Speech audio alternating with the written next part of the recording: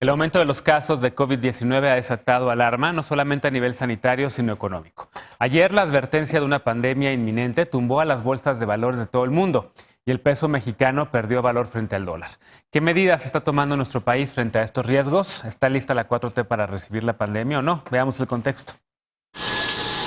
Aunque el COVID-19 se extiende rápidamente y tiene el potencial de convertirse en pandemia, la Organización Mundial de la Salud la mantiene en el nivel de epidemia. Sin embargo, el director de la OMS, Tedros Adhanom Ghebreyesus, pidió este lunes a las naciones prepararse para la eventual propagación geográfica del virus.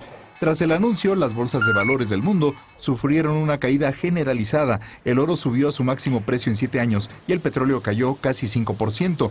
En México, la bolsa mexicana de valores cayó 2.44% y el peso perdió 1.49% de su valor frente al dólar. La OMS registra hasta el momento 79.331 casos confirmados de COVID-19, 77.262 de ellos en China y otros 2.069 en 29 naciones del mundo. En el continente americano, solo se han confirmado casos en Estados Unidos y Canadá.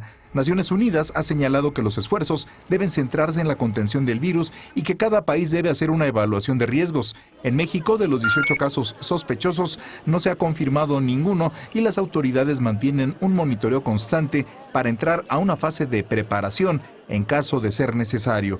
La semana pasada, la secretaria de Economía, Graciela Márquez, señaló que de continuar la emergencia, podría reducirse la inversión extranjera en nuestro país. Este lunes, la funcionaria se reunió con el presidente López Obrador para analizar los posibles efectos de una declaratoria de pandemia. Punto y contrapunto. Primer tema a discutir esta noche y hoy nos acompaña Lisa Sánchez, estuvo ayer, hoy no le toca, pero cambió el día, directora general de México Unido contra la Delincuencia. ¿Cómo estás, querida Lisa? Muy bien, muy buenas noches, metichando la mesa los martes. Metichando la mesa los martes, bienvenida. Ana Villagrán, concejala de la Alcaldía Cuauhtémoc, por el Partido Acción Nacional, como cada martes y jueves. ¿Cómo estás, querida Ana? Bien, muchas gracias, bienvenida, Lisa. Bienvenida. Martín Vivanco, académico y abogado, ¿cómo estás? Bien. Todos los martes y jueves por acá. Y Alejandro Encinas, politólogo y simpatizante de la 4T, también todos los martes y jueves por acá cuando puede. Ya se dijo. Se fue envenenado. Como no vino la semana pasada, ¿verdad? Entonces, bueno, a ver, este tema que realmente, pues no lo habíamos tocado. Evidentemente hay una emergencia global por el tema del coronavirus. Está causando mucho nerviosismo. Todavía no es pandemia, es epidemia. Pero aquí en México yo ya veía redes sociales hace rato y alguien ponía, imagínense si llegara esto, estaría lista la 4T. ¿A quién culparían por la ausencia de jabones? Ponían un video del metro de Corea del Sur, de Seúl, en donde pues había gente limpiando muy bien el metro para tratar de evitar la propagación del virus. México tiene una experiencia previa, Claudia Sheinbaum ya lo decía, por el tema de la H1N1 por allá del 2009, pero pues hay nuevos funcionarios, hay nuevas funcionarias que les está tocando este relevo. ¿Estarían listas y listos para recibir el coronavirus? ¿Habría que ir a mandar a Marcelo Ebrard a París a comprar jabón para limpiar el metro, como pasado, como hubo reportes en algún momento con la emergencia en el tema de salud? ¿Cómo lo ves, Martín? Yo creo que, a ver, yo espero que sí, no quiero ser fatalista. Que sí está lista. No, espero que esté tomando todas las precauciones porque no es algo nuevo. Llevamos con esta noticia que hay un mes, ¿no? Desde se propaga en China, hay muchas versiones sobre qué tanto ocultó el gobierno chino, qué sí sabía, etcétera, y cómo ha ido reaccionando, pero ahorita ya está en Italia, ya está en Corea del Sur. Ahorita acabo de abrir el Universal y hay un reporte sospechoso ahí en San Luis Potosí. Entonces, ¿de qué va a llegar? Va a llegar, ¿no? Como hubo uno recientemente en Tamaulipas, que al final que al final no fue. Pero entonces sí se tienen que tomar bastantes precauciones. Lo primero es, bueno, ¿cuál es en realidad el estatus de nuestro sistema de salud pública? Sabemos que estamos en una transición un poco rara a un INSABI. Sabemos que por un pleito justificado con las farmacéuticas, no hay abasto de muchos medicamentos porque efectivamente lo vendían a sobreprecio. Entonces, bueno, la primera pregunta es ¿cuántas camas hay disponibles si es que llega a haber esta epidemia aquí en México? La otra vez estaba en un foro en Cámara de Diputados el jueves pasado y ahí decían, no tenemos ni 1,000 camas en el sistema de salud pública disponibles para las personas. Eso sí puede ser algo muy complicado. Segundo, este pleito de las farmacéuticas, digo que creo que está justificado, eso también va a impedir que se compren los medicamentos necesarios para atender a los pacientes, porque todavía no hay vacuna, la vacuna va a salir hasta abril. La vacuna de coronavirus. Exactamente. Okay. Lo tercero es cómo se va a comunicar, por ejemplo, que el uso de redes sociales se puede limitar de alguna manera o no para las fake news, eso lo están tomando en consideración también porque hay muchas fake news. La relación de comunicación con la prensa y la prensa extranjera, ¿no? Que ante las críticas que ha hecho este presidente a la prensa, pues sí habría que valorar una estrategia de comunicación muy efectiva, sobre todo Secretaría de Salud, y sobre todo también tenemos un tema de movilidad. Aquí en México, bajo la Constitución, es muy complicado hacer cuarentenas, ¿no? Se tendría que convocar al Consejo de Salubridad General para que se tomaran medidas extraordinarias. Todo esto, espero que ya lo estén diciendo o planeando la 4T. Lisa, ¿cómo lo ves? ¿Te preocupa la llegada del coronavirus? ¿Crees que puede ser una emergencia nacional?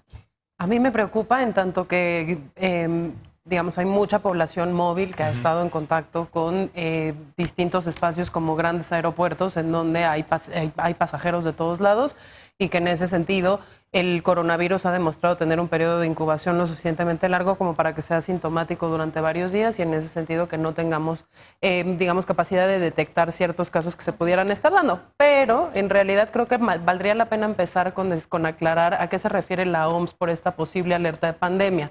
La pandemia tiene que ver con que se presenten casos en todos los países del mundo, sin que esto necesariamente signifique que en todos los países del mundo se vuelve una emergencia de salud pública, del sentido que hay miles, cientos o millones de contagiados en cada país.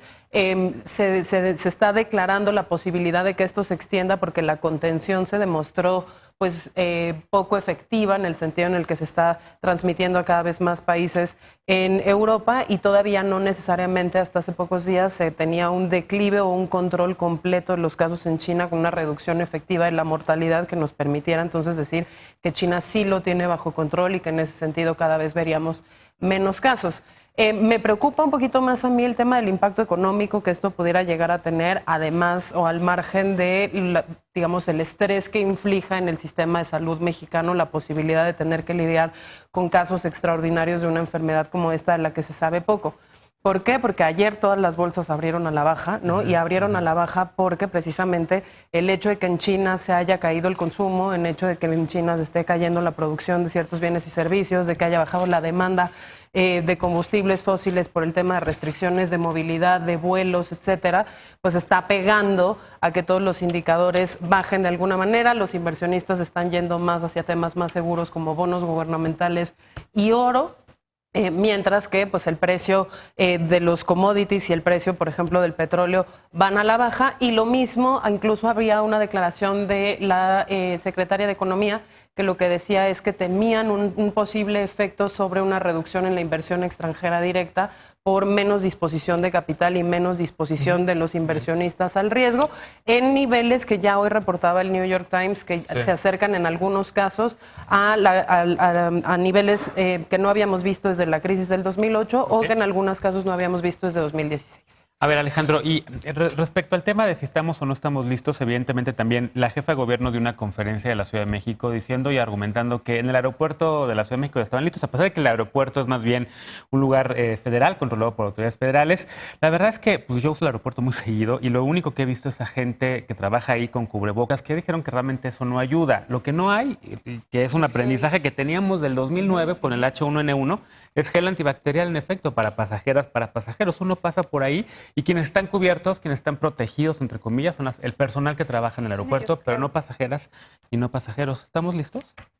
Pues creo que esa es la forma correcta de preguntarlo y no está la 4T lista, sino estamos listos como país, porque los rezagos en el sistema de salud pues no son producto de un año, sino de políticas que pues vienen siendo heredadas de mucho tiempo atrás.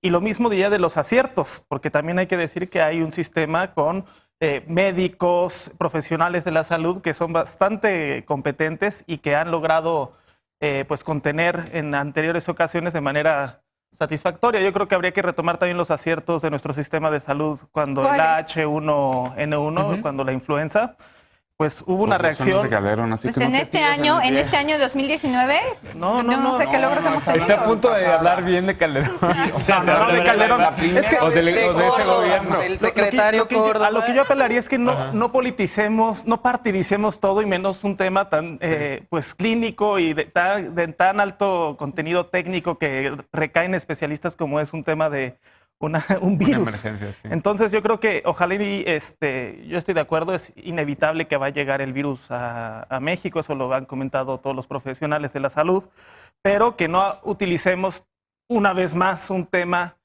pues que va a requerir más bien de la cooperación y de la coordinación de todos los mexicanos y de los distintos órganos de gobierno como arma de golpeteo político. Lo que hay que tener en cuenta es que en el sistema de salud, con todas sus deficiencias y rezagos prevalecientes, hay profesionales, hay gente que sabe tomar decisión basada en evidencia y hay una unidad de inteligencia epidemiológica que día con día está informando sobre cómo va el tema del coronavirus a nivel mundial y cuáles podrían ser las repercusiones y las estrategias de contención en el país. Claro, sí, en efecto, también creo que no hay que politizar, pero la verdad es que sí, en 2009, en tiempos de la administración de Felipe Calderón, a quien yo he criticado muchísimo, a nivel mundial sí se aplaudió el esfuerzo del gobierno mexicano por contener la H1N1. Hay quien dice también que fue una exageración y que eso contrajo la economía, pero como alerta sanitaria y las acciones que México tomó en ese momento, ese gobierno en particular, pues sí fueron aplaudidas a nivel internacional. Y un ¿no? momento diplomático bien interesante porque se criticó el estigma contra Claro. los mexicanos porque al H1N1 se le llamó la gripe mexicana, Claro. entonces